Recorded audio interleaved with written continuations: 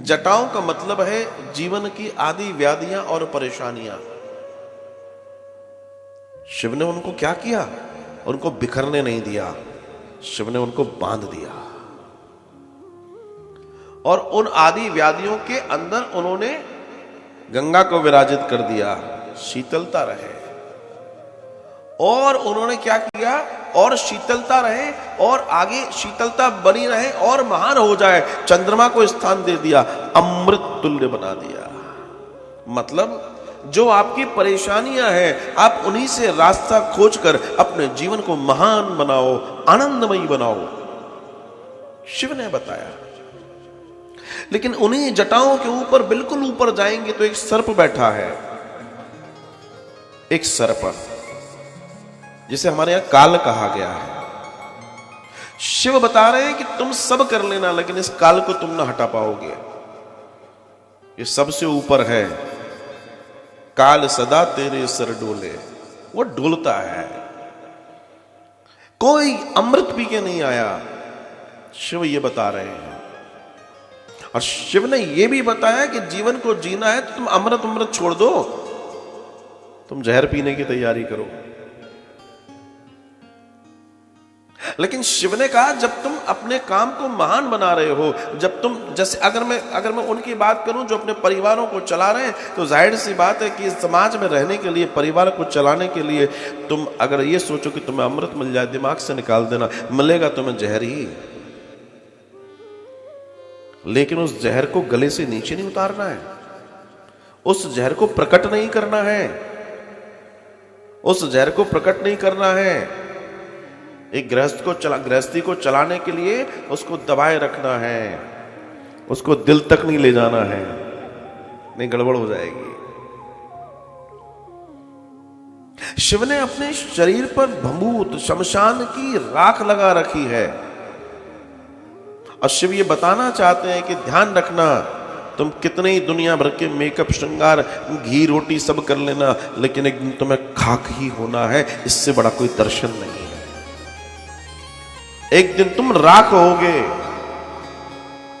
तुम राजा हो या रंक हो, तुम्हें एक दिन राख होना ही है और असली सत्य यही है। तो ईश्वर कहता है, भगवान शिव कह रहे हैं, यही सत्य को हमेशा सामने रखो कि तुम्हें एक दिन राख होना है। और जितने लोग ये भूल जाते हैं कि मैं मरूंगा एक दिन, वो इस बात को जब जब भुलाते हैं तब तक उनके साथ समस्याएं खड़ी होती हैं।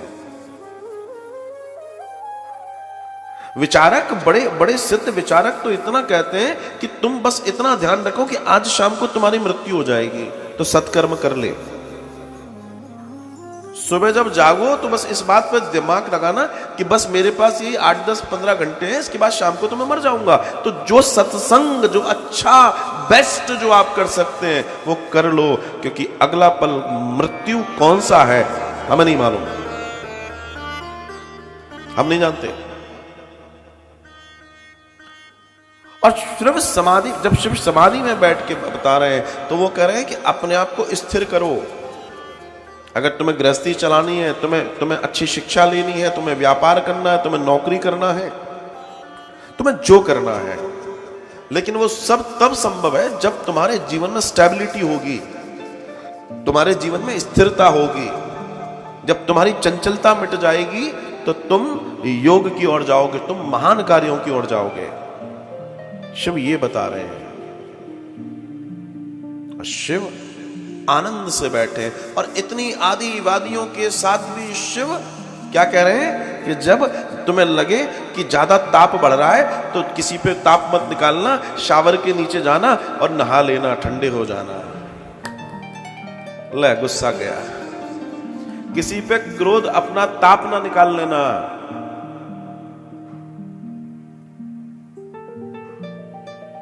जब ज्यादा गुस्सा आए तो बड़े लोग समझदार हैं, जानते हैं इस बात को।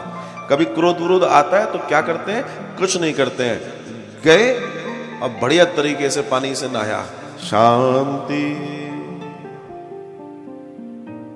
जल आपको स्थिर करता है, जल आपको न्यूट्रल करता है। जल की ये दर्शन है। इसलिए अपने आप को महान बनाने का अगर दर्शन कहीं से चुराना है तो शिव से चुराइए, शिव से।